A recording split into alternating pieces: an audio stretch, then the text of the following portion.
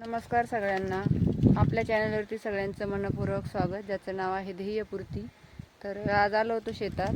आपलं अद्रकीचं बेणं काढणं चालू आहे. आता अद्रकीचं बेणं काढायचं सध्या सीझनच चालू आहे, तर आपल्याला पण काढायचं आहे. अद्रक आपण मागच दिली होती, जवळपास 2-1 महिने झाली, पण बेणं ठेवलेलं होतं. 2-3 बेड ठेवलेले आपण, तर तेच काढायचं काम चालू आहे. तर तिकडंच जायचं आहे आता. तर चला मग बघू आता कसं निघलं तर. आणि बेण्याचे रेट पण काय चालू आहे काय नाही, तर ते पण बघू.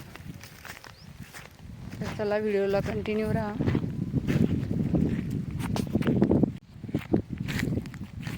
हरभरा पण काढायचं बाकी आहे, त्याला उपनेरच नाही भेटू लागलं, त्यामुळं बघू आता 1-2 दिवसात आलं तर काढून घेऊ.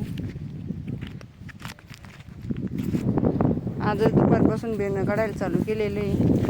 तर पहिले ट्रॅक्टरची पास मारून घेतली आणि आता वेचून घ्यायचं काम चालू आहे.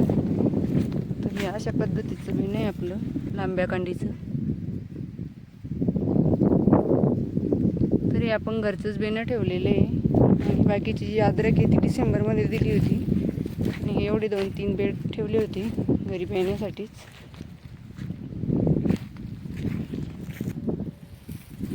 हे ट्रॅक्टरना पास वगैरे मारून घ्यायले आणि यसनं चालू आहे. कसं निघाल काकू बेणं? हां का, डोळे वगैरे काही येईल नाही अजून आहे ना? नाही आता येते. हे असं लांब्या कांडीचं बेणं आहे. किती निघाल बरं एका बेडला? निघाल पाहिजे 2-2.5 क्विंटल. 2.5-3? 3 बेड आणि ते एक अर्धा बेड आहे ना, आता 1 क्विंटल. भाव काय चालू आहे बेण्याची? 5,000 रुपये. काढा सगट, काढा सगट 5,000, आणि काढणं आपल्याकडं असलं स्वतःकडं तर 4,500 वाटतं. तसं इकायला तर काही एवढे भाव नाही आहे, पण बेण्याचे भाव जास्त आहे. इकायला चालू आहे 4,041 म्हणून राहिले वाटतं व्यापारी.